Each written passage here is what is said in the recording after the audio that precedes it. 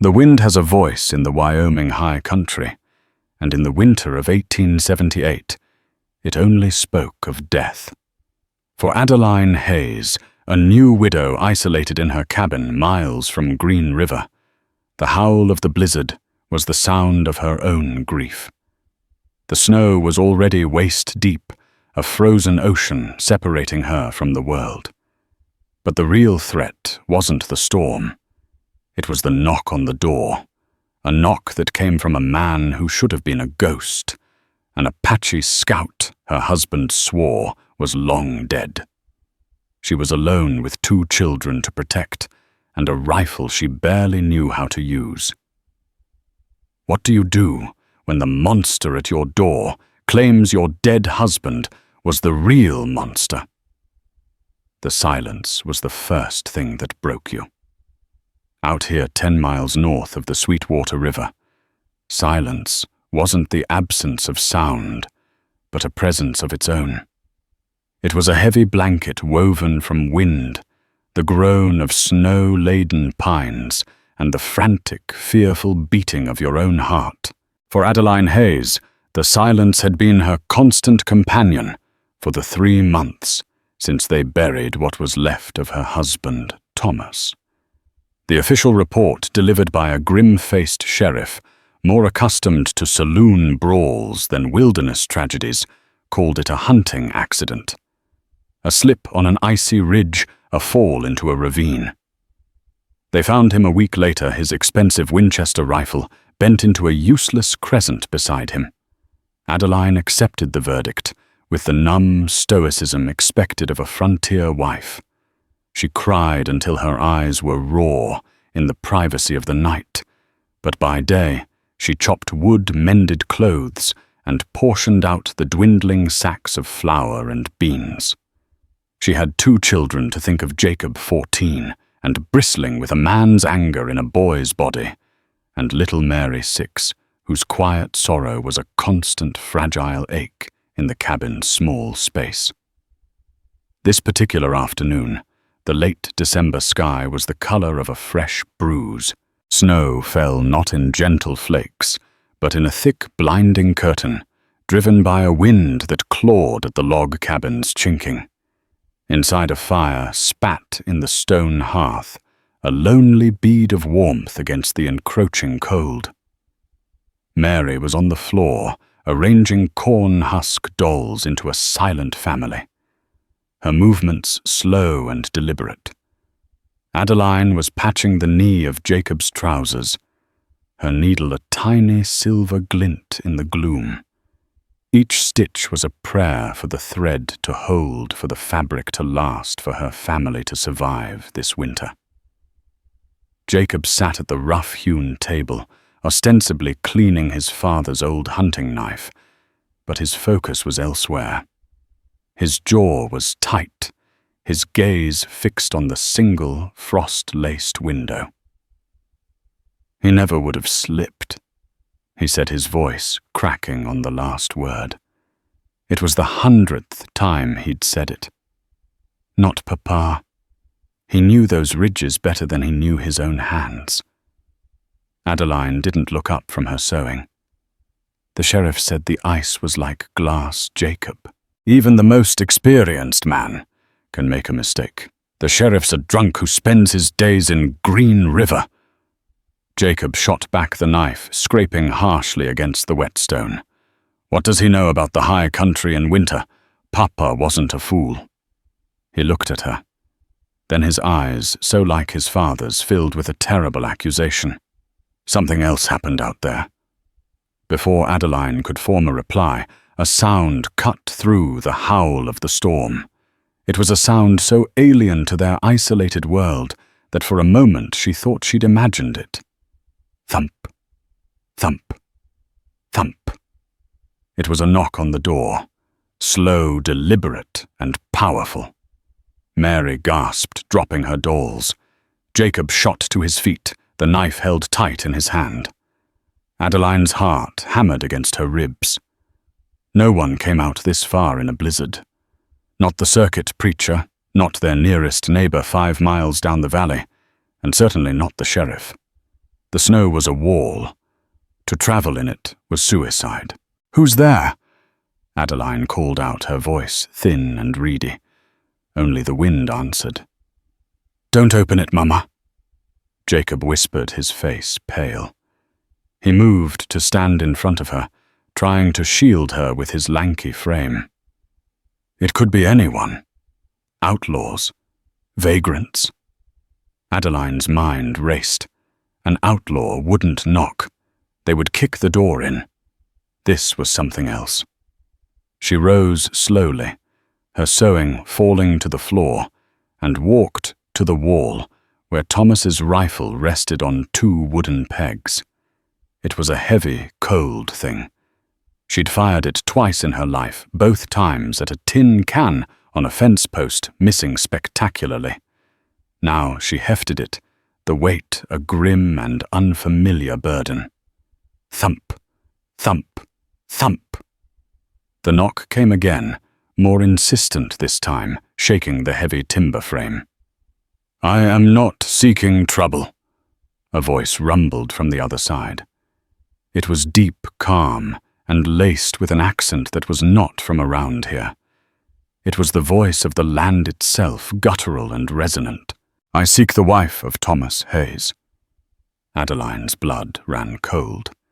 He knew their name. "Who are you?" she demanded, her voice trembling, but loud enough to be heard over the storm. There was a pause. The wind shrieked, rattling the window pane. Then the voice came again, clear and steady. "My name is Nokai. I was a scout for the army, and I was your husband's partner." The name meant nothing to her. Partner Thomas was a trapper and a prospector, a solitary man who trusted the wilderness more than he trusted other people. He never spoke of a partner, and certainly not of an Apache. In this part of the country, the word Apache was a whispered curse, a name synonymous with violence and terror. Even if the real conflicts were hundreds of miles to the south, local settlers lumped all tribes together with fear and suspicion. "My husband is dead," she called out, pressing the rifle stock hard against her shoulder. "He had no partner. You are mistaken. Go away before the storm takes you." "The storm will not take me," the voice replied with unnerving certainty, "and I am not mistaken. We had a claim, a map. He owed me my share. I have come for what is mine." A map, a claim. Adeline's mind spun. Thomas had been secretive about his prospecting trips, but he'd always claimed they yielded little more than enough to get by. Was this man a liar, a madman driven by the storm? Or was he something worse? "Go away!" Jacob shouted, his voice, a boy's defiant squeak. "We have nothing for you." The silence that followed was more menacing than the knocking.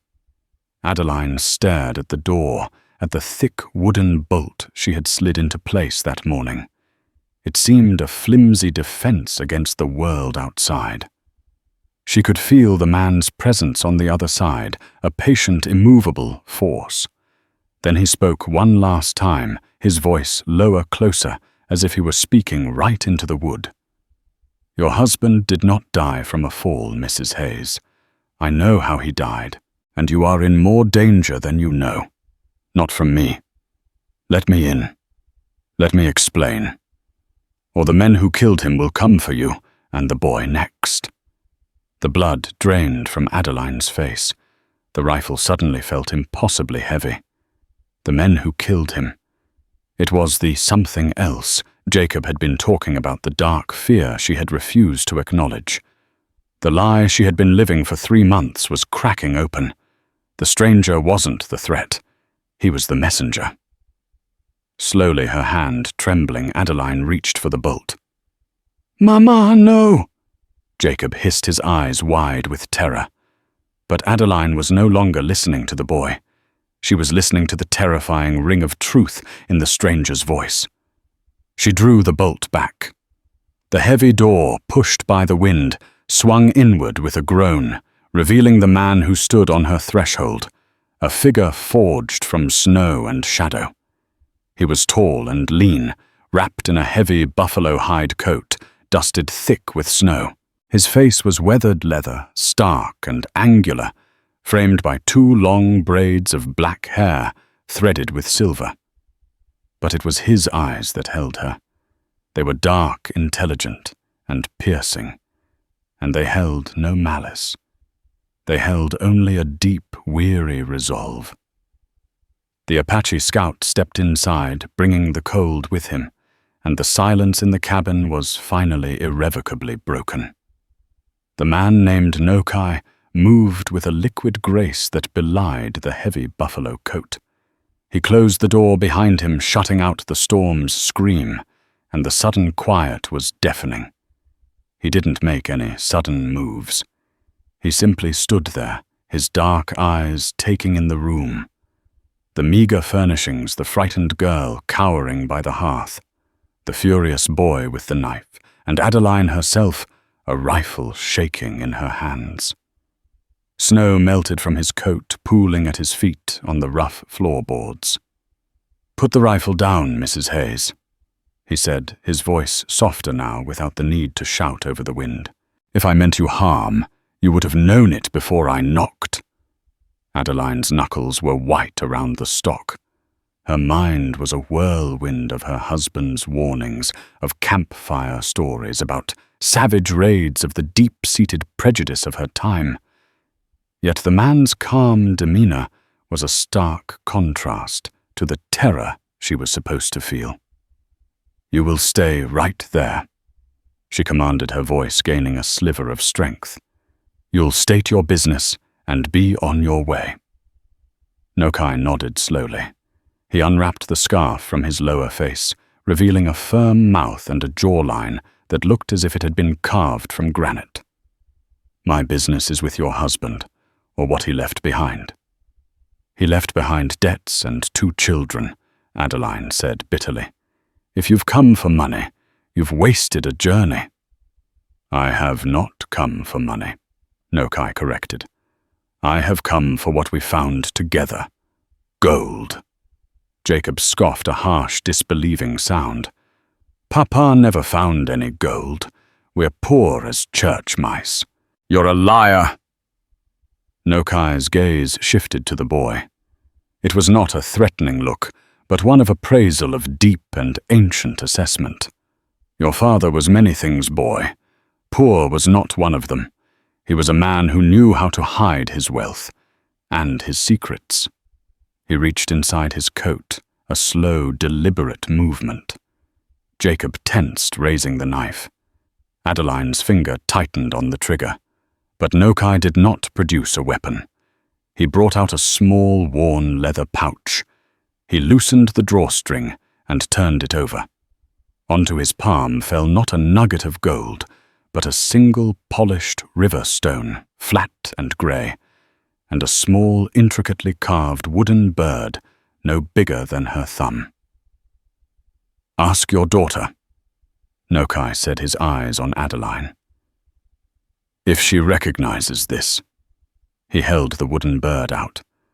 Adeline hesitated, then glanced at Mary. The little girl had crept closer. Her fear momentarily forgotten, her eyes wide with curiosity. She stared at the tiny bird in the stranger's hand. It's like the one Papa made for me," Mary whispered, pointing to an identical bird sitting amongst her corn-husk dolls by the fire. "He said it was our secret signal." Adeline felt a jolt, as if the floor had dropped away. Thomas had been a passable whittler. He'd made dozens of little animals for Mary. But that specific design with the split tail and the notched wings, it was his signature. How did this man have one? "Thomas gave this to me the day we made our pact," Nokai explained, his gaze returning to Adeline. "He said it was a symbol of trust. He kept one, I kept the other. We were to be like 2 birds from the same nest. Partners." He closed his hand over the bird. He did not honor that pact.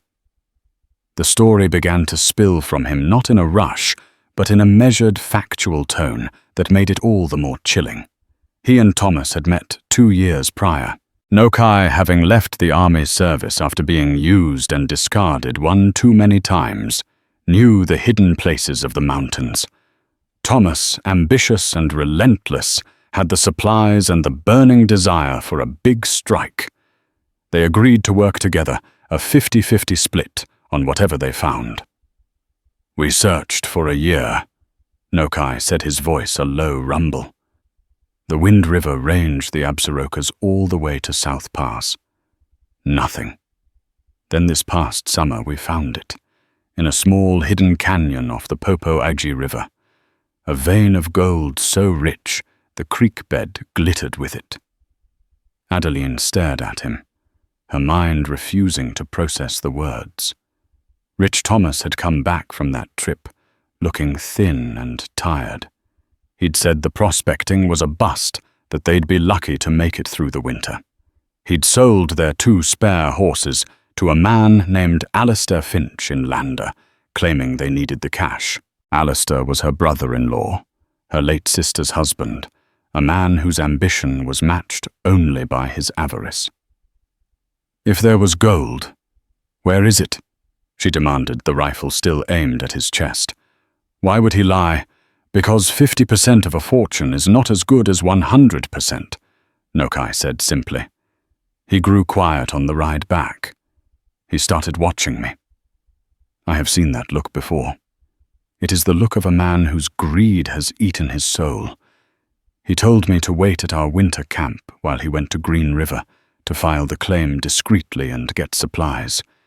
He said he would be back in 2 weeks. Nokai's eyes grew distant, as if seeing a scene playing out far beyond the cabin walls.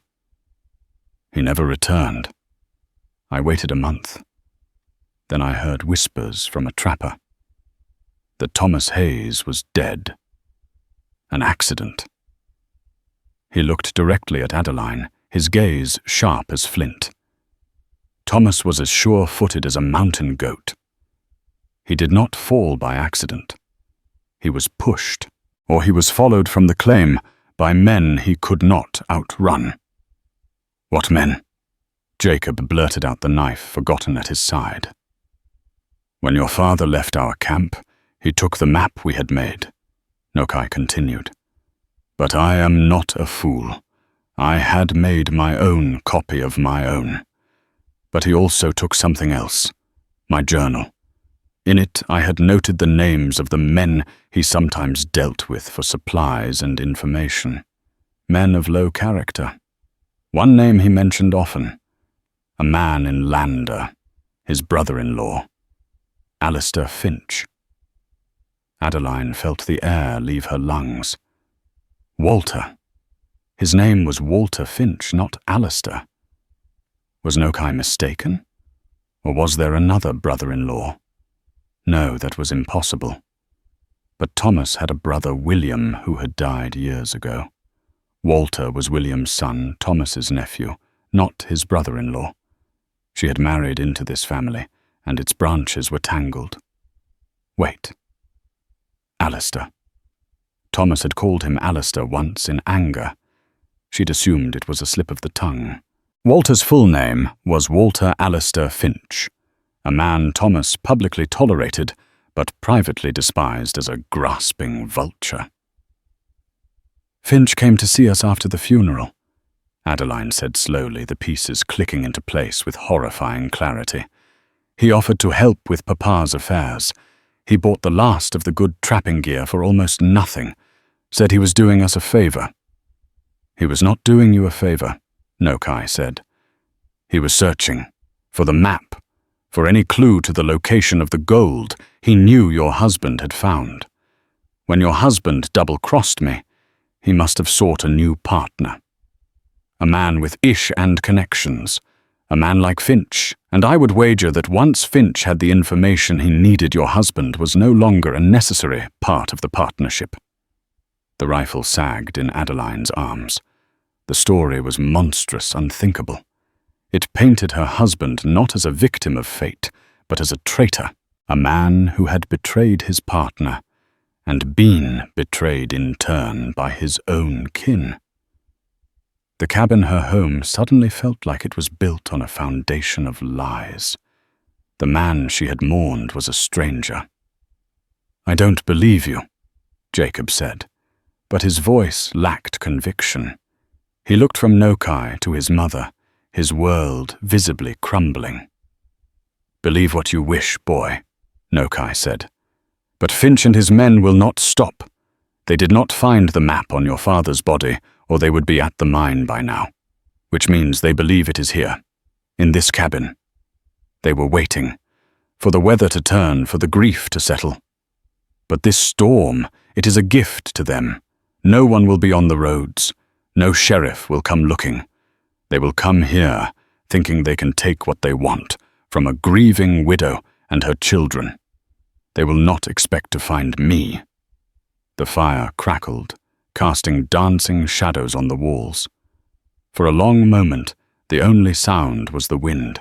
Adeline looked at the stranger, this Apache scout, who had appeared out of the blizzard. He was the enemy she had been taught to fear her whole life. But his words held the chilling logic of the wilderness, a logic of survival and betrayal she was beginning to understand all too well. He wasn't the danger. He was the warning. And he was right. They would come. She could feel it in her bones, a cold dread that had nothing to do with the winter outside. Slowly, carefully, Adeline Hayes lowered the rifle. She walked to the hearth and leaned it against the stone. She turned back to Nokai, her expression one of grim acceptance. "There is coffee on the stove," she said, her voice steady now. "You will tell me everything, every detail. We don't have much time." The coffee was bitter and strong, boiled twice over from grounds that should have been thrown out days ago. Adeline handed a tin cup to Nokai, who accepted it with a quiet nod. He drank it black, his gaze scanning the room, missing nothing. He was like a wolf brought indoors. Every sense was heightened, every muscle coiled even in repose. Jacob watched him from the table, his face a thunderous mask of confusion and resentment. He didn't want to believe this stranger, but the story fit together with the terrifying precision of a key in a lock. "Finch," Adeline said, breaking the silence. "Walter Alastair Finch, my husband's nephew. His father, William, was Thomas's older brother. William died in a mining collapse years ago. Walter always blamed Thomas, said Thomas should have been there, that he was too busy chasing his own pipe dreams to help his family. A grudge is a powerful motivator," Nokai observed, sipping the coffee, "as is greed." "He's a snake," Jacob spat. When he came after the funeral, he kept asking about Papa's last trip, where he'd been, what he'd brought back. He went through Papa's strongbox. Mama let him. The accusation in his voice was aimed at her now. "I thought he was helping," Adeline snapped, her frayed nerves showing. "He was family, Jacob. What was I supposed to do?" She turned back to Nokai. "He found nothing. Thomas kept his prospecting notes in a code only he understood. The box was just full of old receipts and deeds for worthless land." Nokai considered this. "A code. Your husband was clever. But Finch is not a man to give up. He will be back." He looked towards the window where the snow swirled in a grey vortex. "This storm will hold him off. For a day, maybe 2. It gives us time to find what he is looking for." "Find what the map?" Adeline asked. "If Thomas coded his notes, he would have hidden the map where no one could find it." "He would have hidden it where he could find it," Nokai corrected. "He was an arrogant man. He would believe himself smarter than anyone else. He would hide it somewhere personal, somewhere he saw every day." For the next hour, A tense and unlikely alliance formed within the cabin walls. Guided by Nokai's sharp questions, Adeline and Jacob began to search. They were no longer a widow and son facing a dangerous intruder, but three people racing against a threat that was far worse. They checked the obvious places first: the loose floorboard under the bed, the hollowed-out book on the shelf, the bottom of the flour sack. Nothing. Jacob, sullen but efficient, searched his father's workbench in the corner, a place of sacred privacy when Thomas was alive. He ran his hands over the smooth, worn wood, checking for false bottoms or hidden compartments his father might have built. Adeline, her heart pounding, went through her husband's clothes chest, the scent of him, of pine sweat and tobacco rising from the folded wool, a ghostly reminder of the man she thought she knew. It was a violation, this search. It was an admission that Nokai was right, that her entire marriage had been shadowed by a secret she never suspected. Little Mary, sensing the shift in the cabin's atmosphere from fear to frantic urgency, tried to help. She brought her mother small, precious things, a pretty rock, a bird's feather, and the carved wooden bird from her playthings. "Maybe Papa hid it in here," she offered, holding up the bird. Adeline almost dismissed it, but Nokai stopped her. "Let me see it," he said gently. Mary, unafraid of the quiet man, handed it to him. Nokai turned the tiny object over in his large, calloused hands.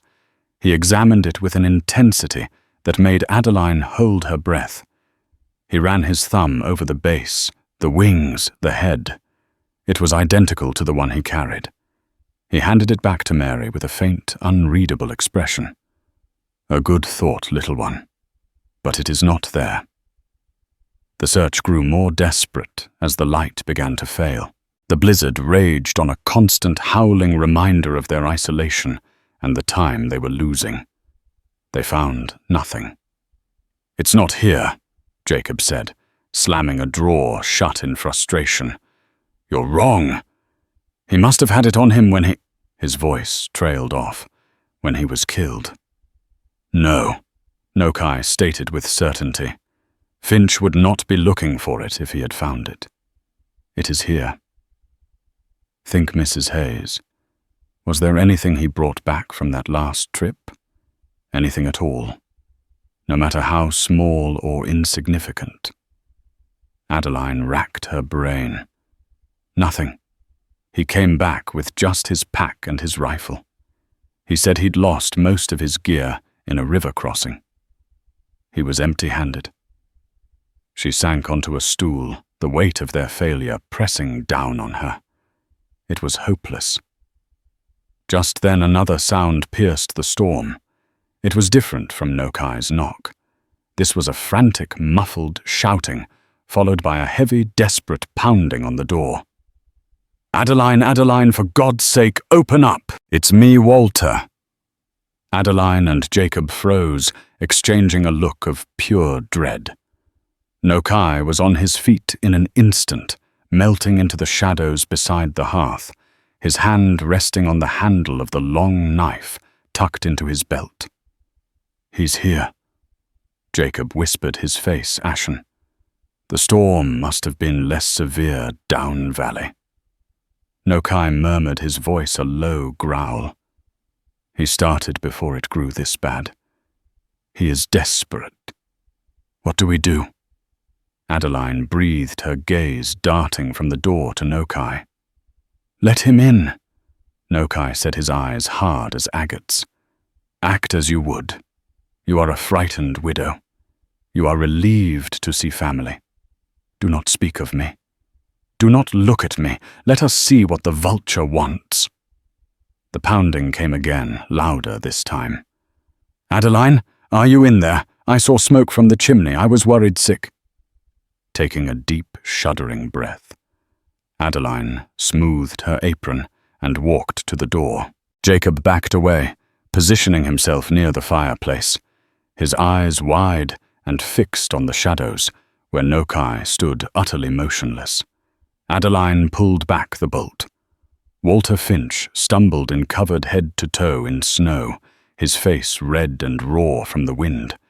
He was a portly man in his late 40s, with a well-trimmed moustache and small, shrewd eyes that were always moving, always calculating.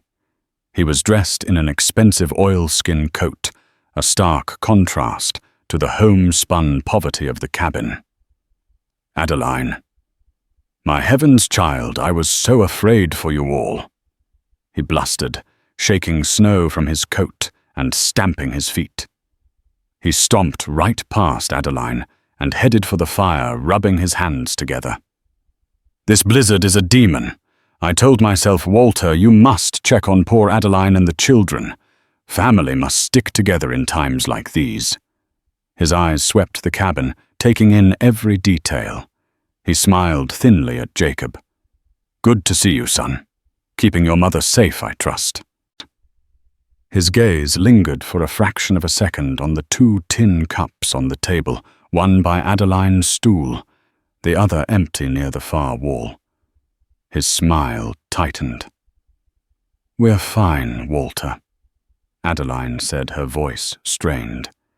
"You shouldn't have risked the journey." "Nonsense. What is family for?" He warmed his backside by the fire, his posture one of proprietary ownership. He was no longer a visitor. He was an inspector. "It's cold enough in here to freeze." "Well, it's very cold. You're low on wood, I see." He gestured to the small pile by the hearth. "And supplies. How are you fixed for flour?" "Salt." "We're managing," Adeline said, forcing a calm she did not feel. Walter's eyes narrowed. "I worry about you, Adeline. Truly. Thomas, bless his soul, never was the most practical of men, always chasing rainbows." He paused, his gaze becoming sharp and predatory. "Speaking of which, in my grief I forgot to ask, did he leave any particular instructions for you? Any papers of importance, a will, or perhaps a map of his claims? A man like Thomas, he must have had something to show for all his wandering." The question hung in the air, thick and heavy. Adeline could feel Nokai's presence in the shadows, a silent, waiting threat. She could feel Jacob's tense fear. She met her nephew-in-law's greedy gaze, her heart a cold, hard knot in her chest. "No, Walter," she lied, her voice surprisingly steady. "He left nothing but us." Walter Finch's smile did not reach his eyes. He looked around the cabin one more time, his gaze lingering on the dark corner where Nokai was hidden. Adeline was sure he couldn't see him, but it felt as if the man's avarice could smell the truth in the air. "A pity," Walter said softly. "A great pity." He turned back to the fire, but Adeline knew this was only the beginning. The vulture had landed. Walter Finch made himself at home with an air of smug concern that set Adeline's teeth on edge. He declared the storm too dangerous for a return journey and announced he would be spending the night. "For your protection, my dear," he'd said, patting her hand with his damp, fleshy one. It felt like the touch of a toad. He dominated the small cabin with his presence, his booming voice filling the space as he recounted his heroic journey through the snow. He ate the meager stew Adeline served with the appetite of a man who had never missed a meal in his life, complaining subtly about the lack of salt. All the while, his sharp little eyes darted everywhere, cataloguing every object, every shadow. Adeline was acutely aware of Nokai, a silent statue in the unlit corner behind the woodpile. It was a terrifying balancing act to play the part of a grateful, grieving widow, while a hidden Apache scout and a predatory relative were locked in a silent war of nerves just feet apart. Jacob was a raw nerve. He sat at the table whittling a piece of scrap wood with shaking hands, refusing to meet Walter's eye. Mary, sensing the thick, unspoken tension, had retreated to her small cot, pulling a quilt over her head. After the meal, Walter lit one of his expensive cigars, filling the cabin with a cloying, unfamiliar smoke. "You know, Adeline," he began, leaning back in his chair as if it were a throne. "Thomas and we were becoming quite close before his accident." Adeline kept her face placid, ladling water into a pot to heat for washing. "Is that so? He rarely mentioned it." "Oh, yes," Walter said smoothly. "We were discussing a business venture, a significant one. He had finally made a strike, a big one. He told me so himself." This was the opening move. Adeline felt her back stiffen. "He told us he'd found nothing," she said, her voice carefully neutral. Walter chuckled a condescending, wheezing sound. "Of course he did. He wouldn't want to worry you, but he told me. He needed a partner, you see. Someone with capital. Someone to handle the business end of things in Landa. He was going to cut me in. A generous 50%. The exact figure Nokai had quoted. The lie was so brazen, so complete, it almost took her breath away. He was trying to claim Nokai's story and his share as his own. "He never mentioned any of this to me," Adeline repeated, scrubbing a bowl with unnecessary force. "He was going to—" Walter insisted. "That's why I'm here, Adeline. Not just because of the storm. I'm here to honor our arrangement. To help you. The map to the claim. It must be here. He would have left it for safekeeping. If you give it to me, I can file the claim, get the operation running. We'll all be rich. It's what Thomas would have wanted." "I told you," she said, her voice tight. "There is no map." Walter's pleasant facade began to crack. His eyes hardened. "Don't be a fool, Adeline. A woman like you can't handle something like this. There are dangerous men in these parts. Claim jumpers, lowlifes. What if his old partner shows up? He spoke of some Indian he worked with, a savage. You can't trust the likes of them. He'd kill you for that map." The hypocrisy was staggering. In the corner, Nokai remained unseen, unheard, a testament to the very stereotype Walter was invoking. Suddenly, Jacob stood up, the chair, scraping loudly against the floor. "He wasn't a savage," he blurted out. Walter turned on him, surprised. "What did you say, boy?" Jacob's face was flushed. He looked cornered, desperate. "Papa said... He said his partner was a good man, an honorable man. He said he was the only man he ever met in the mountains he could trust." It was a wild, impulsive lie, a boy's clumsy attempt to defend the ghost his father had become. Walter's eyes narrowed into suspicious slits. "Your father told you that—" "When? A long time ago," Jacob mumbled, looking down at his boots. A tense silence descended. Walter stared at Jacob, then at Adeline, his mind clearly working, sensing a deception he couldn't yet place. He knew they were hiding something. The air in the cabin was thick with it. It was in that moment that Adeline knew the search had been focused on the wrong things. Thomas wasn't just clever. He was sentimental in his own strange way. He was a man of ledgers and accounts. He trusted paper more than people. Nokai had said he hid the map where he would see it every day somewhere personal. Her eyes drifted from the hearth to the small, unadorned shelf above it. It held only 3 items, a tintype photograph of her and Thomas on their wedding day, a Bible and a thick, leather-bound book. It was Thomas's account ledger. The one he'd kept for years. The one Walter had flipped through contemptuously after the funeral, dismissing it as a record of pennies earned and dollars lost. He'd said it was worthless. But Thomas recorded everything in that ledger. Every pelt sold, every bag of flour bought, every bullet bartered for. It was the story of their life together, written in numbers and neat, precise script. He would hide it where he saw it every day, in plain sight. Keeping her movements casual, Adeline dried her hands and walked towards the fireplace. "It's getting colder," she said, her voice a little too high. "I'll add another log to the fire." Walter watched her, his cigar held aloft. As she reached for a log, her hand brushed against the mantelpiece.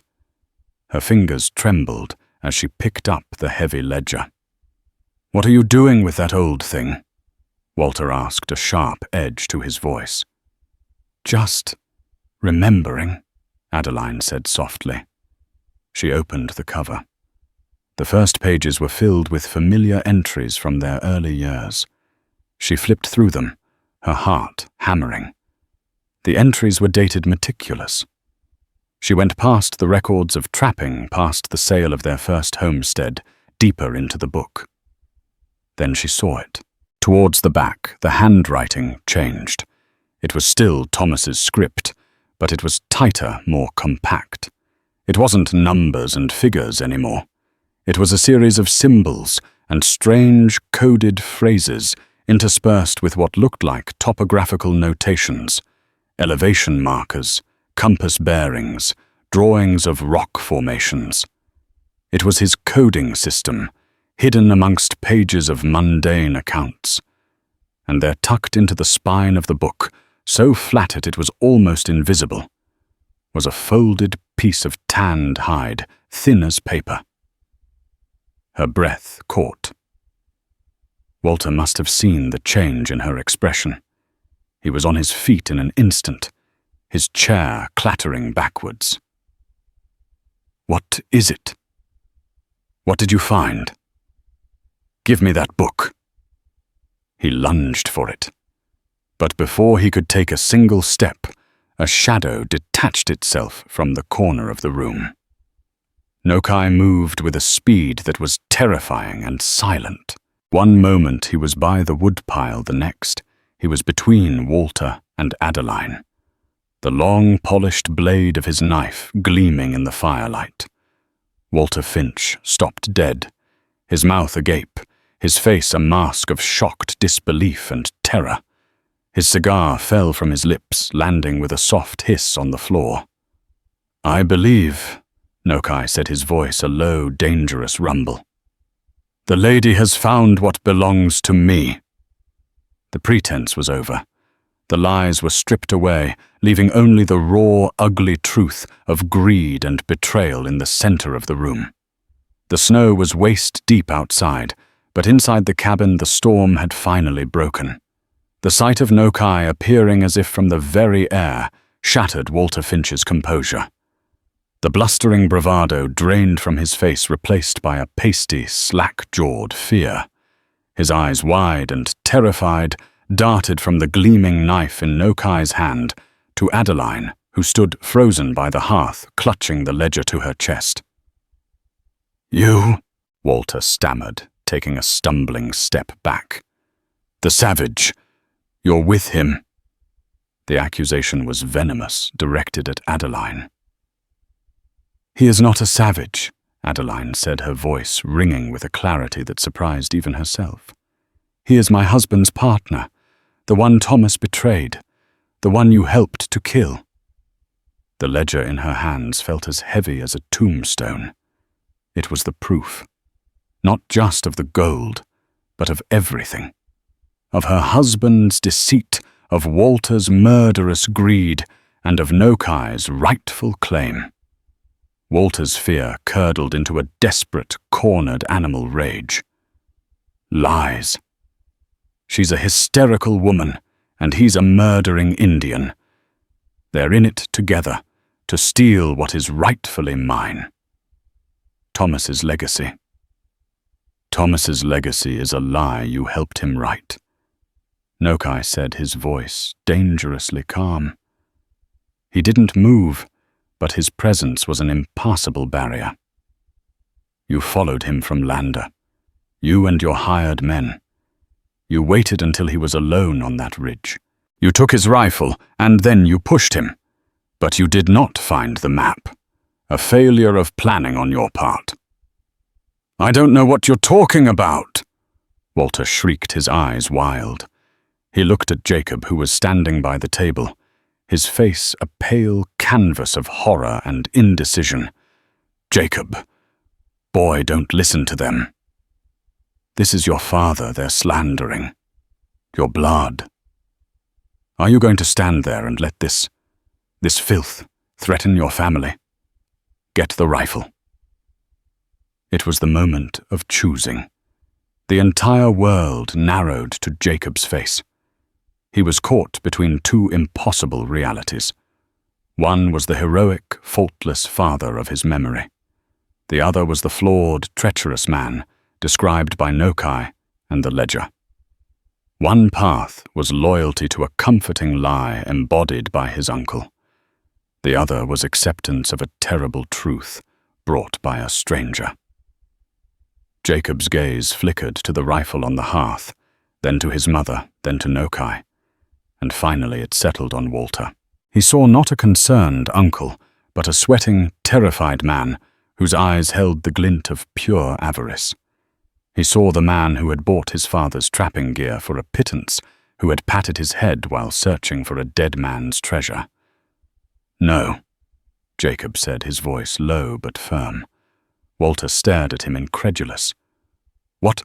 I said no, Jacob repeated, straightening his shoulders. He took a step away from Walter, moving closer to his mother's side. Papa always said you were a vulture, Uncle Walter. He said you'd pick a man's bones clean before he was even cold. I didn't want to believe it. The betrayal struck Walter harder than any physical blow. His face contorted in a mask of fury. You ungrateful whelp, I am your family, your only hope. My only hope is the truth. Adeline said, her voice like steel. She opened the ledger and pulled the thin hide map from its spine. She held it up. This is what you came for, isn't it, Walter? This is what you killed my husband for. The sight of the map galvanized Walter. His fear was momentarily eclipsed by a surge of desperate greed. He was no longer thinking rationally. He saw his fortune, the culmination of all his scheming, just feet away. That's mine, he hissed, and he lunged. He didn't lunge at Nokai, who was clearly the greater physical threat. He lunged at Adeline. It was a clumsy, desperate grab, the act of a man who had always used others to do his violent work. But Jacob reacted first. With a cry of rage, he threw himself at Walter, tackling him around the knees. The boy was lanky and underweight, but his attack was fueled by months of grief and a sudden clarifying anger. The impact sent both of them sprawling to the floor. Walter roared, flailing, striking Jacob across the face with the back of his hand. Get off me, you little fool! Nokai moved then not to join the fight, but to secure the situation. He sidestepped the wrestling pair, and in 2 silent strides was at the hearth, taking up the Winchester rifle. He didn't point it. He simply held it, his presence, and the weapon's latent power, shifting the balance in the room completely.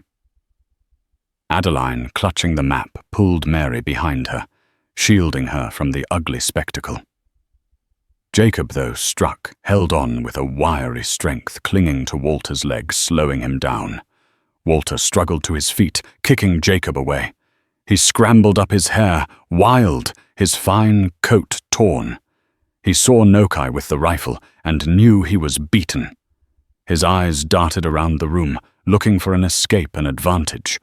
His gaze fell on the pot of water Adeline had set to boil on the hearth hook. With a desperate snarl, he grabbed the pot's handle. "If I can't have it, no one can!"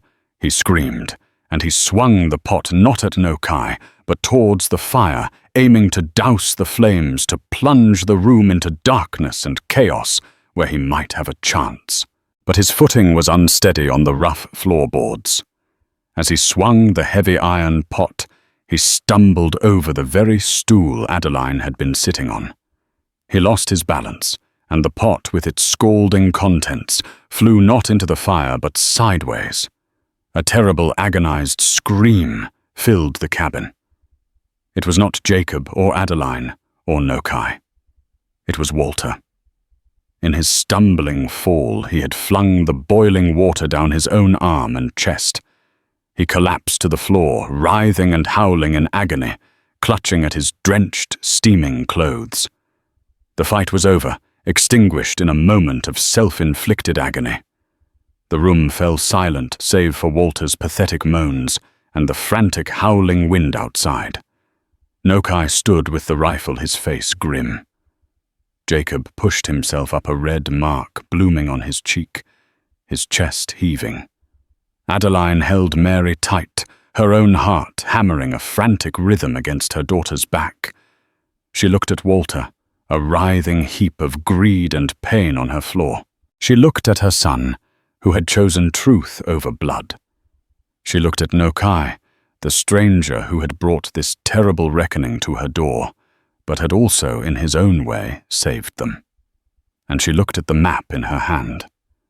It was no longer just a path to gold. It was a testament to a world of lies she had survived. The weight of it was immense, but for the first time since Thomas's death, she felt strong enough to carry it. Dawn broke, casting a cold grey light into the cabin. The blizzard had quieted to a whisper, the world outside buried and still. Inside, the aftermath of the confrontation lay heavy in the air. Walter Finch, his arm and chest crudely bandaged by Adeline, whimpered on a pallet by the door. His moans were the only sound breaking the tense silence. It was a mercy born not of pity, but of Adeline's grim refusal to let him die under her roof. Nokai sat watchfully at the table, the Winchester across his lap, a silent guardian. Jacob, his boyish anger replaced by a man's solemnity, cleaned his father's rifle by the hearth. The previous night's violence had forged them into an unlikely, unshakable unit. As the light grew stronger, Walter struggled to sit up, his face a mask of pale sweat and venomous hatred. "You'll all hang for this." He rasped, his voice a hoarse croak. "I'll tell the sheriff you conspired with this savage to rob and torture me." Adeline turned from the fire, her expression unreadable. "Be quiet, Walter. You will get on your horse ride back to Lander and tell everyone you were caught in the storm and stumbled into our fire. It's the only story that lets you walk away." Walter let out a harsh, disbelieving laugh. "And why would I protect you? Because we know the truth," Jacob said, his voice cold and steady, as he looked up from the rifle. "The truth of how you attacked my mother." Walter sneered, but his bravado faltered when Nokai spoke, his voice a low rumble that filled the cabin. "And I know the truth of the 2 men you hired to help you on that ridge. The ones who didn't come back. I tracked you for a month, Finch. I know where their bodies are buried." The color drained from Walter's face. The foundation of his world, the belief that his crimes were secret, crumbled into dust. He stared at Nokai, seeing not a savage, but a specter of his own damnation. He was utterly exposed. Adeline stepped forward, holding the ledger like a judge, pronouncing sentence. "My husband's partnership with Nokai stands. The gold is theirs. You will renounce any claim, any knowledge of this. If you ever breathe a word of this to anyone, the federal marshal will hear our story. A grieving widow, her son, and a witness who knows exactly where to dig for proof of your murders. Now who do you think they will believe? It was a perfect checkmate. Defeated Walter Finch was a hollowed-out man. All the greed and bluster had been burned out of him, leaving only a pathetic, whimpering shell. "Get your things," Adeline commanded, opening the door to the blinding white snow. "And go." Painfully, Walter staggered to his feet. Without another word, he gathered his coat and stumbled out into the waist-deep snow. He did not look back. He was just a dark shape, struggling against a vast, unforgiving landscape, his shadow shrinking until it was swallowed by the light. Adeline pushed the heavy door shut and slid the iron bolt firmly into place. The sound echoed with finality. The threat was gone. The cabin was secure. The reckoning was complete. The morning after Walter's departure, the world was born anew. The blizzard had exhausted itself, leaving behind a profound silence under a sky of brilliant, cloudless blue. The sun on the fresh snow was dazzling, promising a thaw. The atmosphere inside the cabin had transformed. The frantic fear was gone, replaced by a quiet purpose. Nokai, the former intruder, had become a teacher.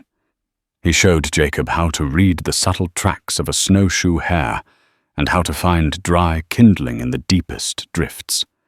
Jacob, in turn, watched and learned with a solemn maturity the ghost of his father's lies finally laid to rest. In the evenings, Nokai would sit by the fire, carving a small, clever fox for Mary, his large, weathered hands surprisingly gentle. When the sun was high on the second day, Nokai knew it was time. He gathered his small pack and stood by the door. "The map," he said, his voice calm. Adeline took the thin hide from the ledger and placed it on the table between them. It was the source of all their pain, but now a symbol of their future. "The partnership stands," she declared, her voice steady. 50-50, the Hayes family and you. Nokai looked at the map, then at the determined faces of the woman and the boy. "Gold brings vultures," he warned. "A claim is a dangerous thing to hold." "We will manage our half," Jacob stated, his voice firm. A flicker of respect showed in Nokai's eyes. He drew his knife. With a single precise cut, he sliced the tanned hide neatly in two. He pushed one piece across the table to Adeline. "This half shows the way to the canyon. Mine shows the path to the vein. One is worthless without the other." He tucked his half securely inside his coat. "When the pass is clear in summer, I will send word. We will meet and go to the claim together." "How do we know you will?" Jacob asked the question direct, but not distrustful. Nokai met his gaze. "I keep my word," he said. The simple statement held the weight of an unbreakable oath. He paused at the open door, looking back at Adeline one last time. "Your husband chose a path of shadows, Mrs. Hayes. You have chosen the light. Stay on it." Then he was gone, a solitary figure moving with purpose across the vast, sunlit snow. Adeline closed the door, the sound of the bolt clicking home echoing in the quiet cabin. She looked at her son, who was studying their half of the map, with a serious awe, and at her daughter, safe and content. The snow was still waist-deep, but it was no longer a prison wall. It was a clean slate. The woman who had faced the Apache scout alone was gone. In her place stood a matriarch, holding her family's future in her hand. The winter was not yet over, but in her heart the thaw had already begun. Adeline Hayes' story isn't just about surviving a blizzard. It's about surviving the devastating storm of betrayal and emerging stronger. She faced down her own ghosts, protected her children, and forged an alliance with the very man she was taught to fear. Her journey reminds us that the greatest treasures are not gold, but truth, and the courage to redefine family and honor on our own terms. It's a testament to the resilience of the human spirit in the face of deception and hardship. If this story of a widow's fierce courage and the surprising nature of truth moved you, please show your support. Hit that like button, share this video with someone who loves a powerful drama, and be sure to subscribe to the channel for more stories that explore the depths of the human heart. And let us know in the comments, what does true strength mean to you? Thank you for listening.